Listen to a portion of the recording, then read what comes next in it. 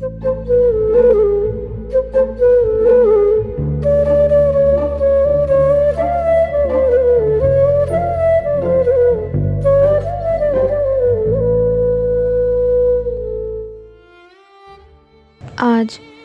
सभा में लाठीचार्ज हुआ।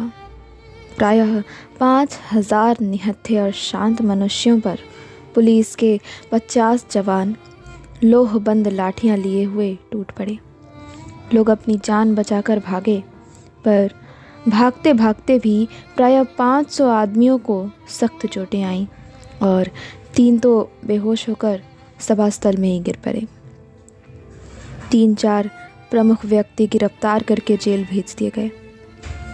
पुलिस ने झंडे के विशाल खंभे को काट कर गिरा दिया और आग लगा दी। तिरंगा झंडा फाड़कर पैरों तले रौंद डाला गया। सबके हृदय में सरकार की सत्ता का आतंक छा गया। प्रकट रूप से विजय पुलिस की ही हुई थी। उनके सामने सभी लोग भागते हुए नजर आए और यदि किसी ने अपनी जगह पर खड़े रहने का साहस दिखलाया तो वह लाठियों की मार से धराशायी कर दिया गया। परंतु इस विजय के होते हुए भी उनके चेहरे पर विजय का उल्लास नहीं था, प्रत्युत ग्लानि ही छाई थी। उनकी चाल में आनंद का हल्कापन न था, वरन ऐसा मालूम होता था कि जैसे पैर मन भर के हो रहे हो। हृदय उछल नहीं रहा था, वरन एक प्रकार से दबा सा जा रहा था। पुलिस लाइन में पहुंचकर सिपाही लाठी चार्ज की चर्चा करने लगे। सभी को लाठी चार्ज करने, निहत्थे निरपराध व्यक्तियों पर हाथ चलाने का अफसोस हो रहा था। राम खिलावन ने अपनी कोठरी में जाकर अंदर से दरवाज़ा लगा लिया और लाठी को चूल्हे में जला दी। उसकी लाठी के वार से एक सुकुमार बालक की खोपड़ी फट गई थी। उसने मन में कहा, बेचारे निहत्थे और निरपराधों को कुत्ते की तरह लाठी से मारना, राम राम, यह हत्या किसके लिए? पेट के लिए? इस पापी पेट को तो जानवर भी भर लेता है, फिर हम आदमी होकर इतना पाप क्यों करें? इस 20 रुपल्ली के लिए यह कसाईपन? ना, अब तो यह ना हो सकेगा।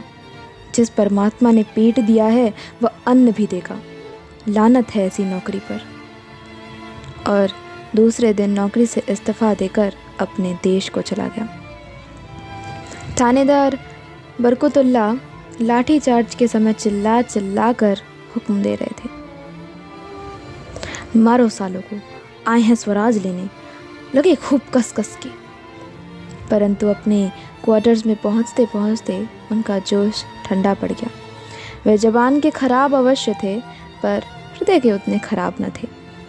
दरवाजे के अंदर पैर रखते ही उनकी बीवी ने कहा, देखो तो यह गफूर कैसा फूट फूट कर रो रहा है। क्या किया है आज तुमने? बार बार पूछने पर भी यही कहता है कि अब्बा ने गोपू को जान से मार डाला है। यही तो समझ में ही नहीं आता कि क्या हुआ। सुनते ही थानेदार साहब सर थाम कर बैठ गए। गोपाल बहुत सीधा और प्रेमी लड़का था। थानेदार का लड़का और गोपाल एक ही कक्षा में पढ़ते थे और दोनों में खूब दोस्ती थी। थानेदार और उनकी बीवी दोनों ही गोपाल को अपने लड़के की ही तरह प्यार करते थे। थानेदार को बड़ा अफसोस हुआ। बोले, आग लगी ऐसी नौकरी में। गिरानी का ज़माना है, वरना मैं तो इस्तीफ़ा देकर चल देता, पर करे तो क्या करे। घर में बीवी बच्चे हैं, बूढ़ी माँ है, इनका निर्वाह कैसे हो। नौकरी बुरी ज़रूर है, पर पेट का सवाल है, उससे भी बुरा है। आज 60 महावर मिलते हैं। नौकरी छोड़ने पर कोई 20 रुपल्ली भी न पूछेगा। पापी पेट के लिए नौकरी तो करनी ही पड़ेगी। पर हाँ, इस हाय हत्या से बचने का एक उपाय है। 3 महीने की मेरी छुट्टी बाकी है। 3 महीने बहुत होते हैं, तब तक यह तूफ़ान निकल ही जाएगा। यह सोचकर उसने छुट्टी की दरख्वास्त दूसरे ही दिन दे दी। उधर कोतवाल बख्तावर सिंह का बुरा हाल था। मारे रंज के उनका सिर दुखने लगा था। बख्तावर सिंह राजपूत थे। उन्होंने टॉड का राजस्थान पढ़ा था। राजपूतों की वीरता की फड़काने वाली कहानियाँ उन्हें याद थीं। चित्तौड़ के जौहर, जयमल और फत्ता के आत्म बलिदान और राणा प्रताप की बहादुरी के चित्र उनके दिमाग में रह रह के चमक उठते थे। सोचते थे कि मैं समस्त राजपूत जाति की वीरता का वारिस हूँ। उनका सदियों का इकट्ठा किया हुआ गौरव मुझे प्राप्त है। मेरे पूर्वजों ने कभी निहत्थों पर शस्त्र नहीं चलाए, किंतु मैंने आज यह क्या कर डाला। ऐसे मारने से तो मर जाना अच्छा, पर पापी पेट जो न करवाए सो थोड़ा।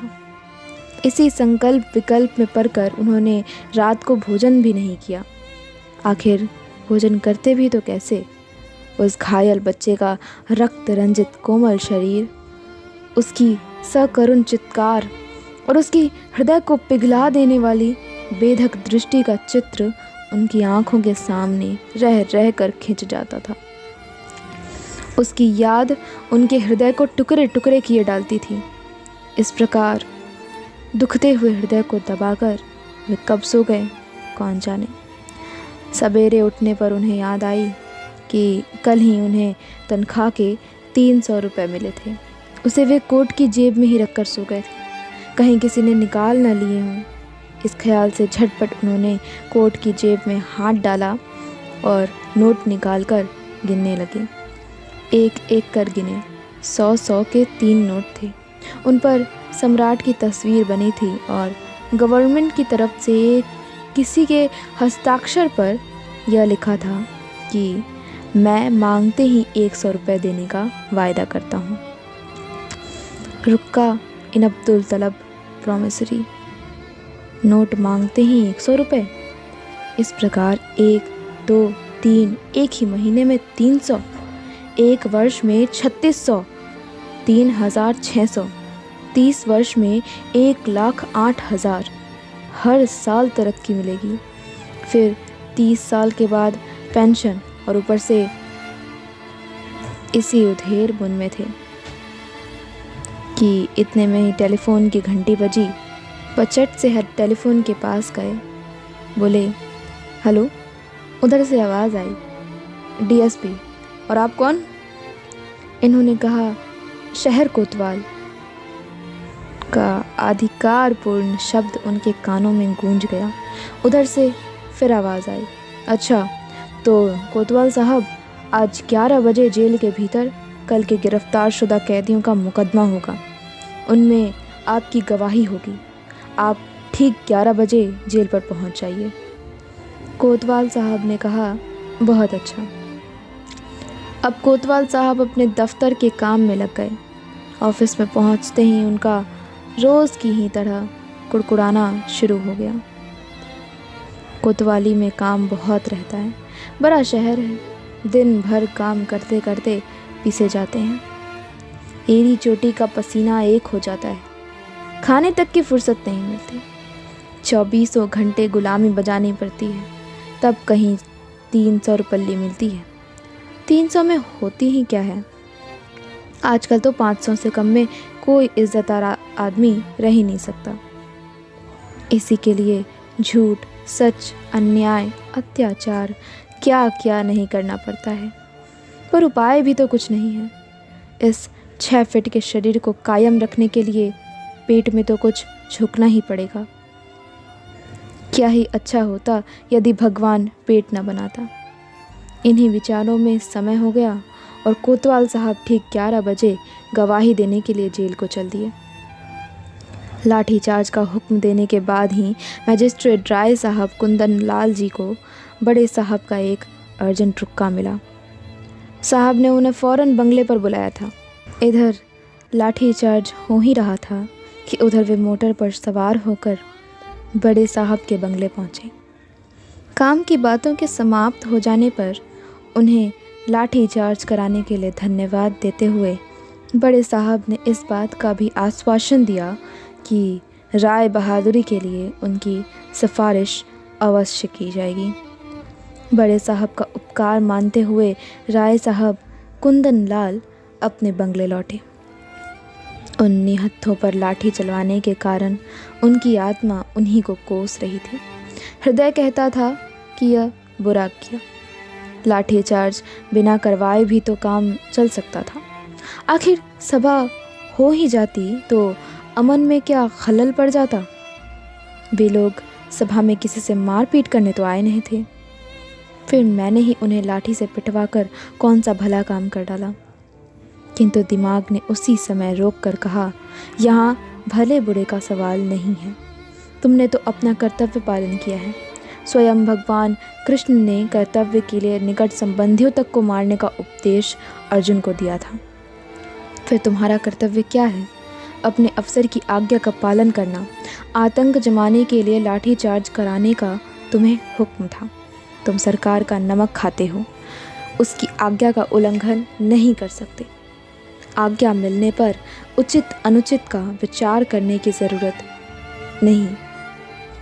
स्वयं धर्म नीति के ज्ञाता पितामह भीष्म ने दुर्योधन का नमक खाने के ही कारण अर्जुन का पक्ष सत्य होते हुए भी दुर्योधन का ही साथ दिया था। इसी प्रकार तुम्हें भी अपना कर्तव्य करना चाहिए। नतीजा बुरा हो चाहे भला। पर फिर उनके हृदय ने काटा। न जाने कितने निरपराधियों के सर फूटे होंगे। दिमाग ने कहा, फूटने दो। जब तक सरकार की नौकरी करते रहो तब तक तुम्हें उसकी आज्ञा का पालन करना ही पड़ेगा। और यदि आज्ञा का पालन नहीं कर सकते हो तो ईमानदारी इसी में है कि नौकरी छोड़ दो। माना कि आखिर ये लोग स्वराज्य के लिए ही झगड़ रहे हैं। उनका काम परमार्थ का है, सभी के भले के लिए है। पर किया क्या जाए, नौकरी छोड़ दी जाए तो इस पापी पेट के लिए भी तो कुछ चाहिए। हमारे मन में क्या देश प्रेम नहीं है? पर खाली पेट देश प्रेम नहीं हो सकता। आज नौकरी छोड़ दी तो क्या स्वराज्य वाले मुझे 600 रुपये दे देंगे? हमारे पीछे भी तो गृहस्थी लगी है, बाल बच्चों का पेट तो पालना ही होगा। इसी प्रकार सोचते हुए वे अपने बंगले पहुँचे। घर पहुँचने पर मालूम हुआ कि पत्नी अस्पताल गई है। लाठी कांड में लड़के का सिर फट गया है। उनका कलेजा बड़े वेग से धड़क उठा। उनका एक ही लड़का था। तुरंत ही मोटर बढ़ाई, अस्पताल जा पहुँचे। देखा कि उनकी स्त्री गोपू को गोद में लिए बैठी आंसू बहा रही है। गोपू के सिर में पट्टी बंधी है और आंखें बंद हैं।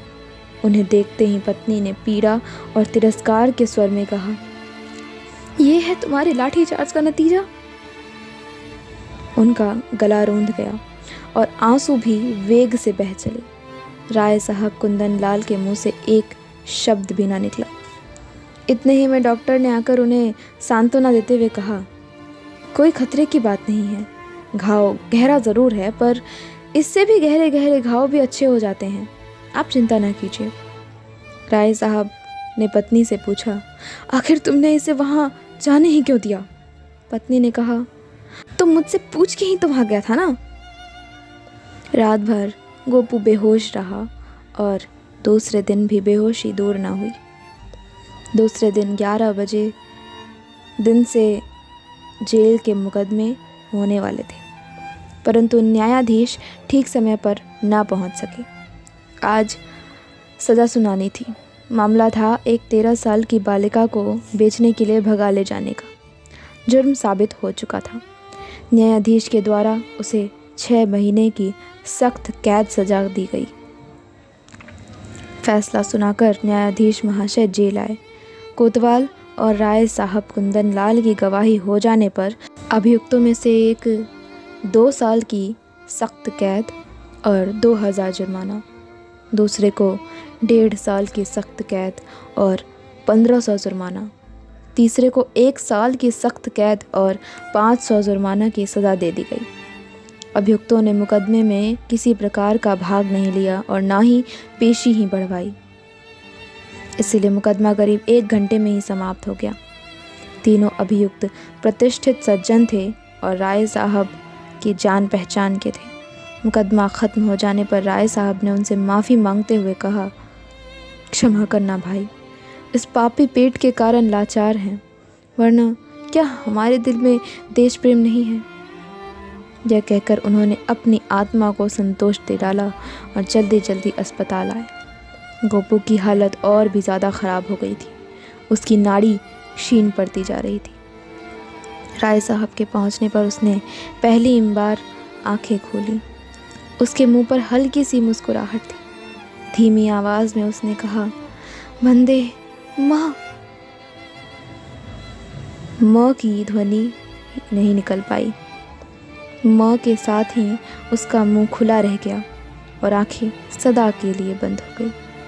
उसकी माता चीख मारकर लाश पर गिर पड़ी।